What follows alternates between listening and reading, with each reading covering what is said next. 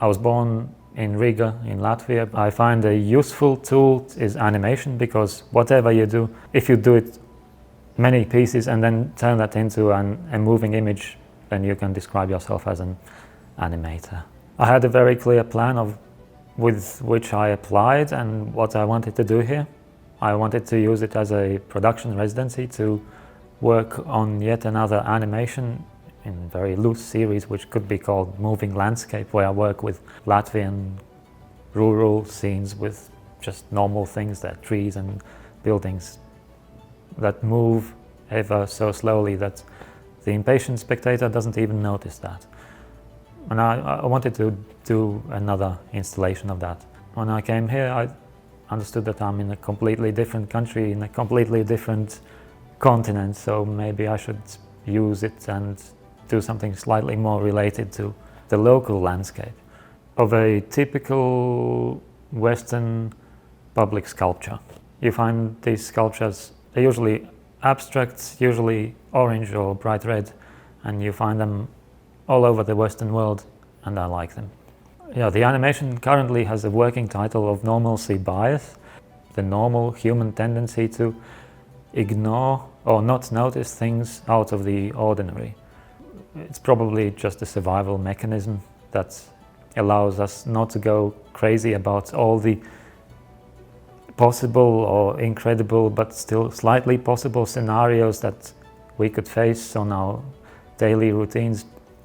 But also it makes us blind to change, and sometimes we pass opportunities or don't notice threats just because we assume that today will be the same as yesterday, and that the orange sculpture in Bemis car park will be the same as it was last year, even though it wasn't there. Many of my works do exist only as videos or animation. Oh, it's exciting to see where each residency decides to take their artists to visit.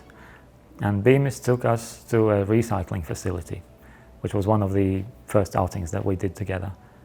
Nobody until now had done it, and it was exciting and I liked it.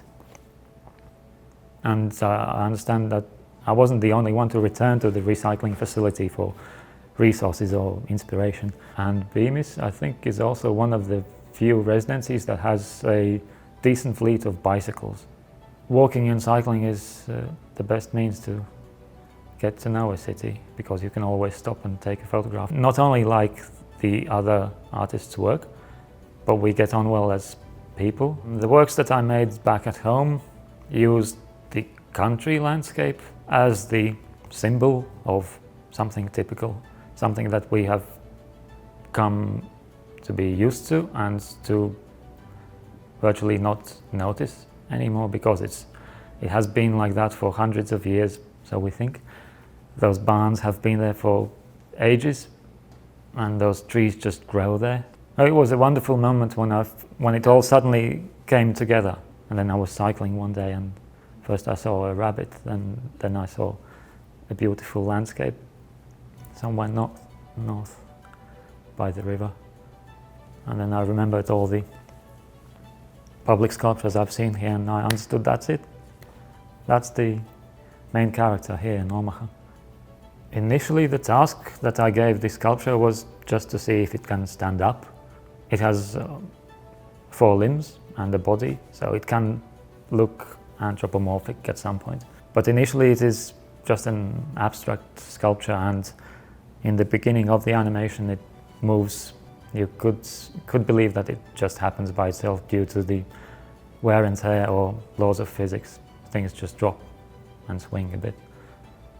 But then it gets a mind of its own, and it starts moving its limbs and spinning around and doing little routines, and towards the end it does stand up for a moment. And now I have to decide whether it stays standing and does something more, or it collapses straight away. Well, animation is all about time. Usually it's very compressed time, but it consists of still images. And every time I press the button on the camera, I only see one still image.